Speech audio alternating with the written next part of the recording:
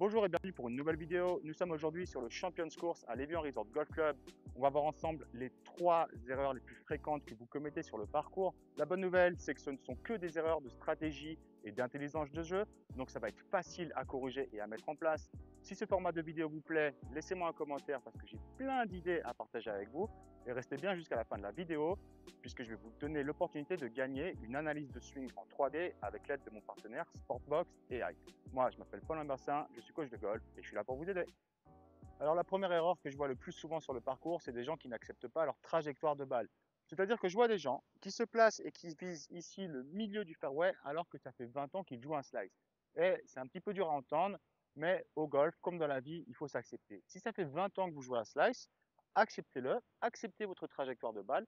Ça ne veut pas dire pour autant que l'on ne va pas aller au practice, s'entraîner et essayer de corriger ça, mais jouer sur le parcours avec votre trajectoire de balle naturelle. Donc moi, ce que j'attends de vous, ce que j'aimerais voir, c'est que vous utilisiez la partie droite du départ, ce qui va vous donner un meilleur angle sur la partie gauche du fairway. Vous vous alignez sur la partie gauche du fairway et vous laissez votre trajectoire naturelle ramener la balle au milieu ou au pire légèrement sur la droite du fairway. L'objection que j'ai toujours lorsque j'explique ça, les gens me disent oui, mais quand je fais ça, ma balle elle reste à gauche. Non, la balle elle reste à gauche une fois sur 10. Mieux vaut être une fois sur 10 sur la gauche du fairway que 9 fois sur 10 dans le rough de droite ou dans la forêt à droite.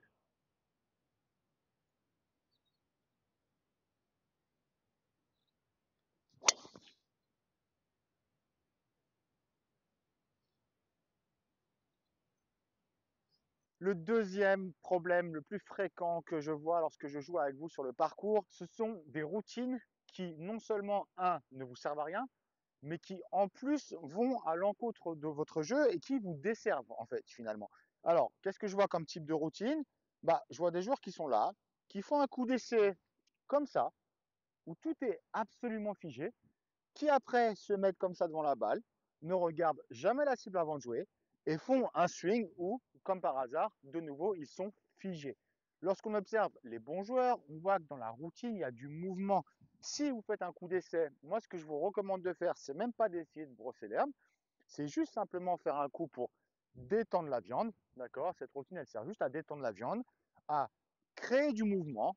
Assurez-vous que vous finissez votre geste pendant votre coup d'essai, pendant votre routine. Ne vous préoccupez même pas du sol. Je vous vois, vous êtes trop nombreux et nombreuses lors de votre coup d'essai, à vouloir absolument brosser l'herbe. Et qu'est-ce qui se passe si 2 fois de suite, vous ne brossez pas l'herbe? Ou alors, si 2 fois de suite, vous avez trop brossé l'herbe?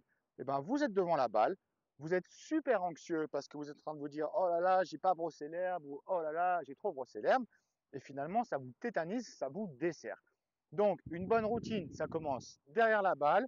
Je suis là, je crée du mouvement juste pour détendre la viande.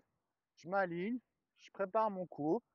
Je ne suis pas statique, à aucun moment donné je suis statique. Je passe beaucoup de temps à regarder la cible et ensuite je joue.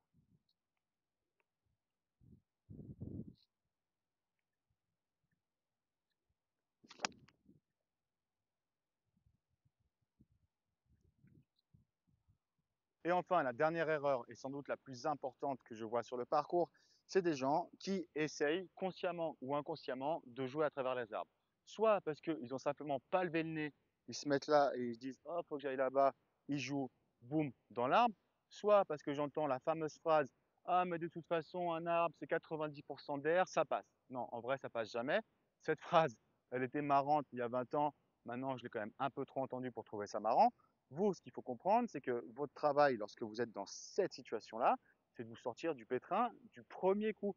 Une statistique importante à comprendre, c'est que lorsqu'ils sont dans les arbres, les joueurs du PGA Tour font un bogey 80% du temps.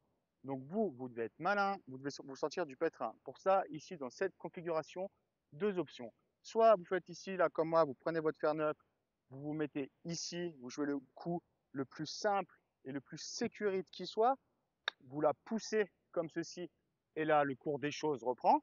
Soit vous avez travaillé votre coup punché, et d'ailleurs, petite parenthèse, mais au practice, je vois jamais personne s'entraîner à faire des balles basses, des balles tendues, des coups punchés, alors que ce coup, il est extrêmement utile sur le parcours. Donc là, je vais essayer de passer sous les branches qui sont là. Pour ça, j'ai pris ici mon fer 6.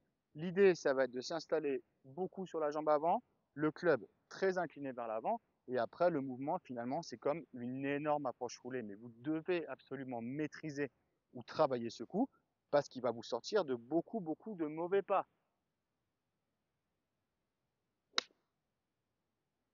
À partir de là, vous voyez, j'ai gagné quelques mètres par rapport à mon recentrage précédent, mais ça ne change pas le message qui est que quand vous êtes dans le pétrin, vous devez vous recentrer du premier coup.